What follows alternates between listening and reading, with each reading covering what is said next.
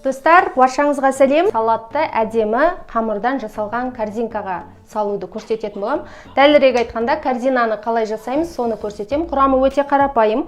Бізге мінекей ұн қажет болады. Ұнға тұзымызды саламыз.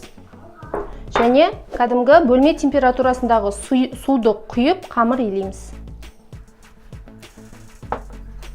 Қамырды осылай илеп, тындырып қоямыз. Бір 10 минут тұрсын, одан кейін корзинкамызды жасаймыз. Мінекей қамырды тындырдық. Июі қанды. Осы қамырды енді екіге бөлеміз. Екіге бөліп, кішкене күлшелейміз.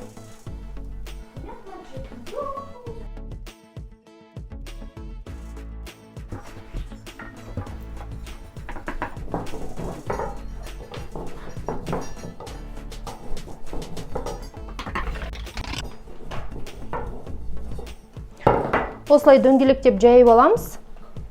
Мінекей. Мына қамырды да дәл солай жаямыз. Екі қамырды жайып алдық. Енді табаға салып, лаваш секілді пісіреміз. Мінекей, құрғақ таба, ішінде май жоқ.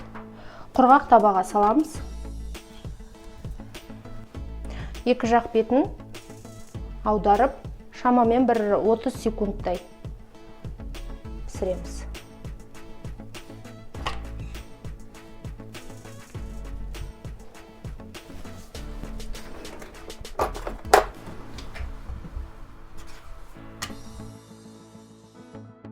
Осылай пісіріп аламыз. Осы ыстық күйінше пакетке салып қоямыз. Қазір келесі лавашты салам.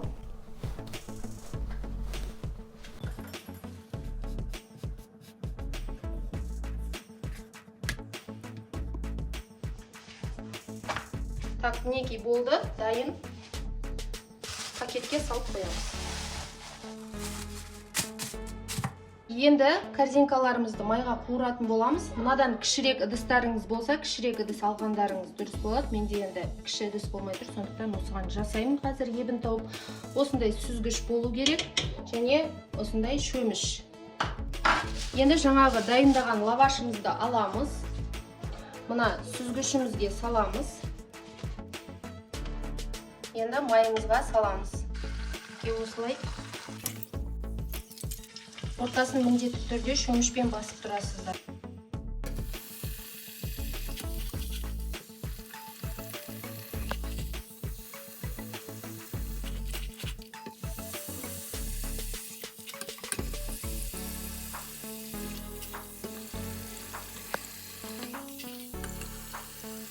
Осылай формасын ұстағаннан кейін, және көрініп тұр, қараңыздар, формасын ұстады. Енді аударып қуырып аламыз.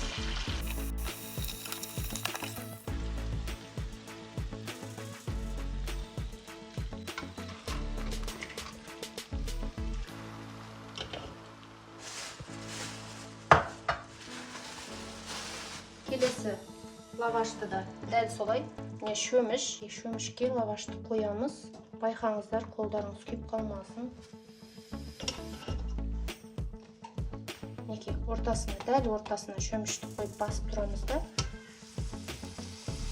Айналдыра отырып қуырып шығамыз. Формасын ұстағанға дейін қуырамыз.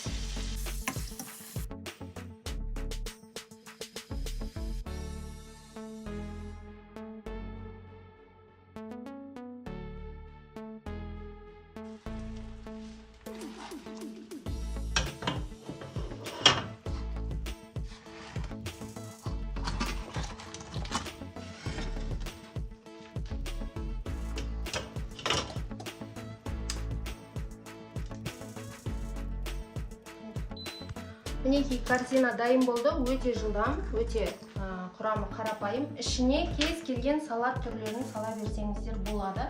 Мен енді қазір сіздерге импровизация ретінде үйде бар заттардан жасаймын. Менде айсберг болған. Айсбергке пышақтың ұшын түйгізуге болмайды, сондықтан тек қана қолмен үземіз. Салат жапырағы салат жапырағы да солай. Одан кейін фетакса сыр болса тіпті керемет. Менде фетакса емес, пармезан, қияр,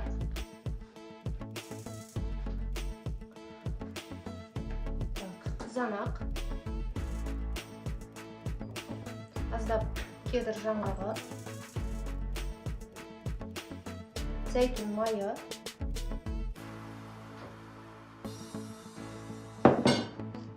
және соус пестодан құямыз.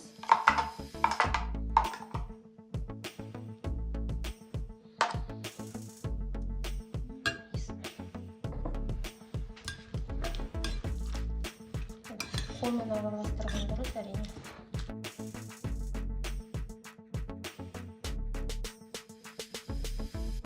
Қаласаңыздар тағы да басқа заттарды қоса бересіздер. Мен енді үйде бар затпен сіздерге корзинка қалай болатынын көрсетейін деп тұрмын. Енді міне корзинаны аламыз, ыдысымызға саламыз. Қолмен жұмыс жасай берейін. Салатты саламыз.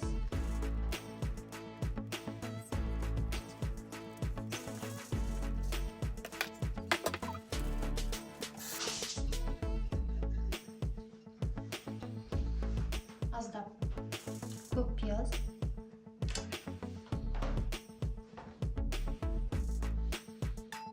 шылырыш, оливки және қазір бетіне сәндік үшін әрі дәм беру үшін осындай бальзамический соустан құямыз.